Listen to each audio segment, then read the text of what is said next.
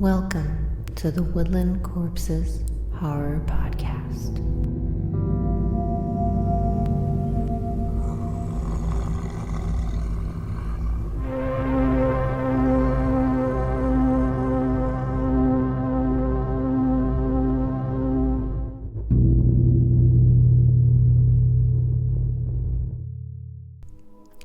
Grief is defined in the Merriam-Webster dictionary as a deep and poignant distress caused by or as if by bereavement. Synonyms for grief include sorrow, anguish, woe, and regret. As humans, we all have or will have experienced grief in our lives to some extent. Perhaps losing a baseball game as a child, being terminated from a beloved career, experiencing the death of a loved one. Something all of these things have in common is the human experience of a deep sadness. Often that sadness is also rooted in fear. Fear of the unknown, the next step, the consequences, or a deep foreboding fear of something you can't quite name.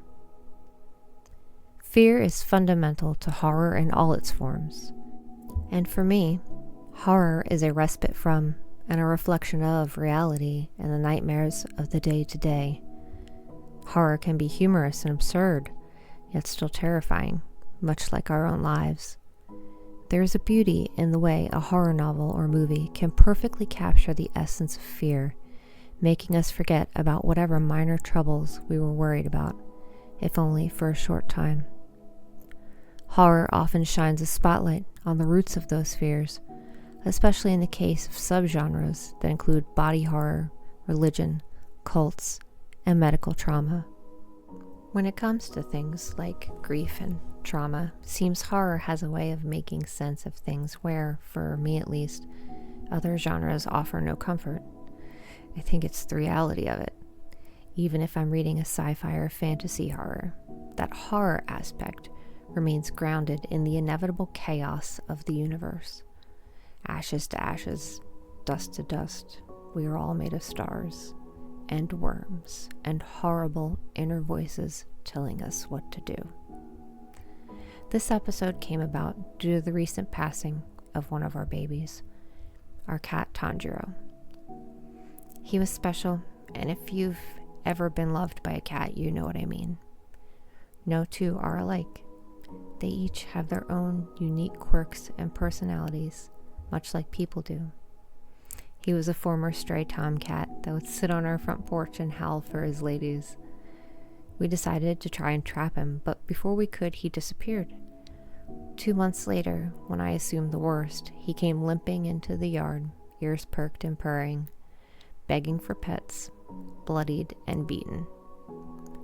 His ear was torn, he had a nasty bite on his front leg, and his sweet orange and white face was marred by a large slice across his nose. That's how he ended up with the name Tanjiro.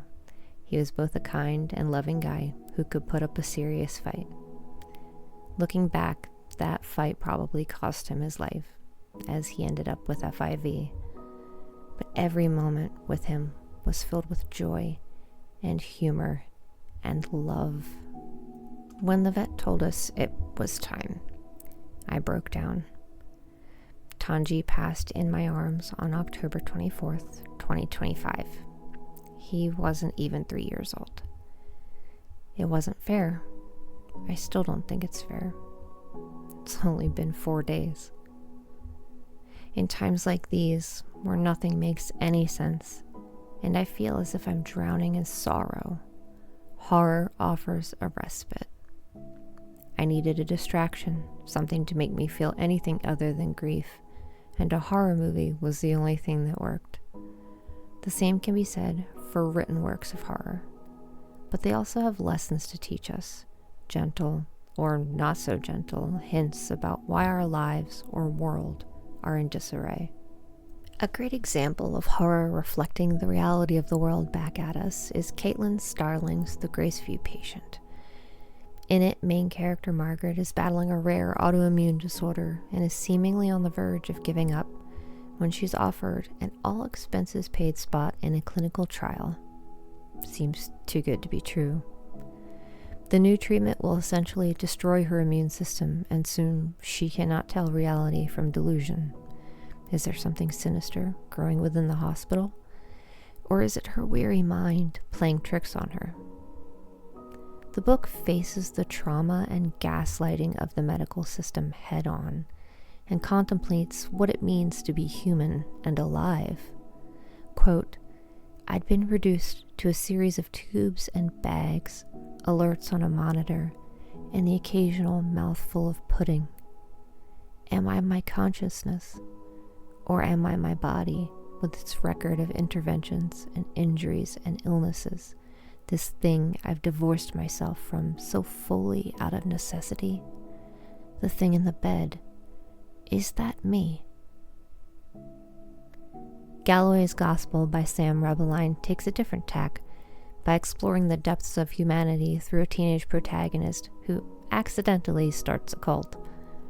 Bouncing between present and past timelines and two different Rachels, a fogged world full of tentative hope is created, almost in spite of the despair. Quote, the world never got brighter, you just got a better understanding of how dark it could be. Another poignant line says, every storm produces water. A seed must break for life to grow.